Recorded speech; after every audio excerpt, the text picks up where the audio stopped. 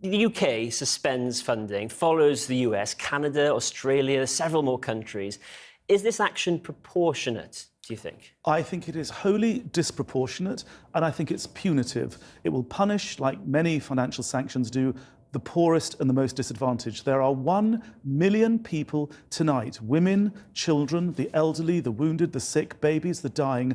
They're the ones who urgently need UNRWA's humanitarian assistance tonight. What has Rishi Sunak and his government done? They've cut aid to those people at a time when he says he wants regional stability. UNRWA in the past has been praised for, through its human development work, bringing stability around the region. 500,000 plus children being educated by UNRWA every day. What better way is there to destabilise the Middle East than to withdraw funding from an agency that does human development education, for example? The allegations, if they are true, and the UN Secretary General says it's horrifying news, would be devastating, wouldn't they, for this agency? It's absolutely horrifying, and the Secretary General, Philippe Lazzarini, the Commissioner General, the UN from top to bottom has condemned the appalling attacks on the 7th. But to be clear, UNRWA implements a zero-tolerance policy.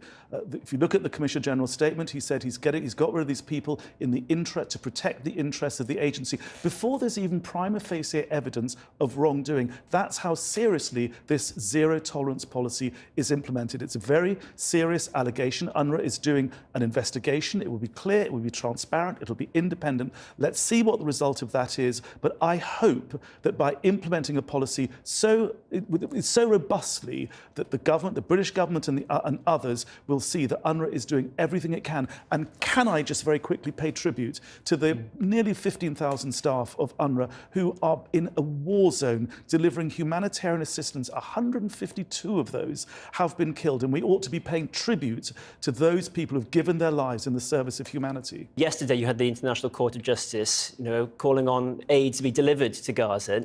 Today that gets harder, doesn't it, now that the funding has been paused by so many influential countries? Well, let's be clear.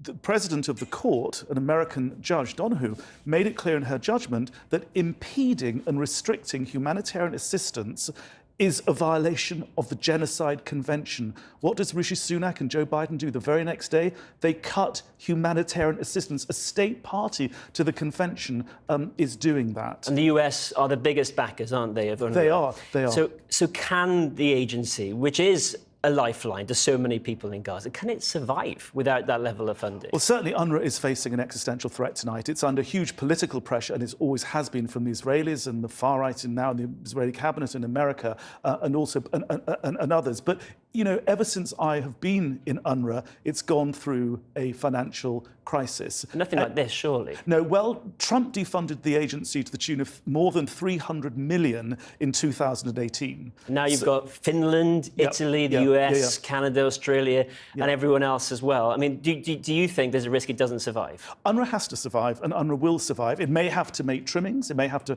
cut services, there may be huge internal reforms. But to be clear, it is the UN General Assembly, 193 governments in the world, who give UNRWA its mandate. So, governments like Rishi Sunak's government and others, the Americans and the Finns and the Italians and whoever else, can cut aid. It's the General Assembly that gives the mandate. So that will be there. And although these Western governments want to do whatever they're doing, defund for the moment, it will continue. What does this mean on the ground in Gaza?